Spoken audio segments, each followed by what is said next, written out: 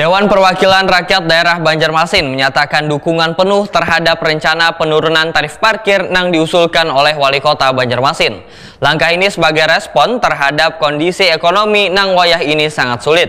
Kebijakan penurunan tarif parkir ini juga kada hanya bermanfaat gasan warga, tetapi sejalan pula dengan pengelolaan keuangan daerah. Dewan Perwakilan Rakyat Daerah Banjarmasin menyatakan dukungan penuh terhadap rencana penurunan tarif parkir yang diusulkan oleh Wali Kota Banjarmasin Muhammad Yamin. Ketua Komisi 3 DPRD Banjarmasin, Muhammad Ridho Akbar watakoni Prima TV, jelang tengah hari Senin 2 Juni 2025 memendahkan sebelum diterbitkannya kebijakan resmi mengenai penurunan tarif parkir, Wali Kota Banjarmasin terlebih dahulu mengirimkan surat resmi ke DPRD Banjarmasin sebagai bentuk pemberitahuan dan permohonan persetujuan. Surat tersebut kemudian ditindaklanjuti dengan rapat gabungan antara Komisi 2 dan Komisi 3 DPRD Banjarmasin. Politisi Partai Golkar ini pun menyatakan Komisi 3 saat mendukung penurunan tarif parkir di Banjarmasin. Langkah ini sebagai respon terhadap kondisi ekonomi nang wayah saat sulit. Terkait dengan dampak dari penurunan tarif parkir terhadap pendapatan daerah, ujar Muhammad Ridho Akbar, nantinya akan menjadi fokus pembahasan oleh Komisi 2 DPRD Banjarmasin. Ini perwali kan ini kan perwali, perda itu kan per 6 bulan apa per 3 bulan baru bisa direvisi Pak nantinya.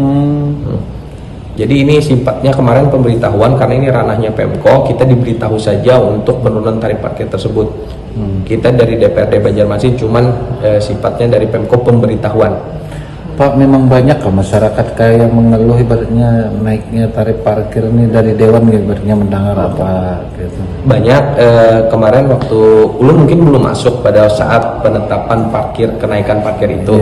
Karena setelah Ulun jadi anggota DPR 2 bulan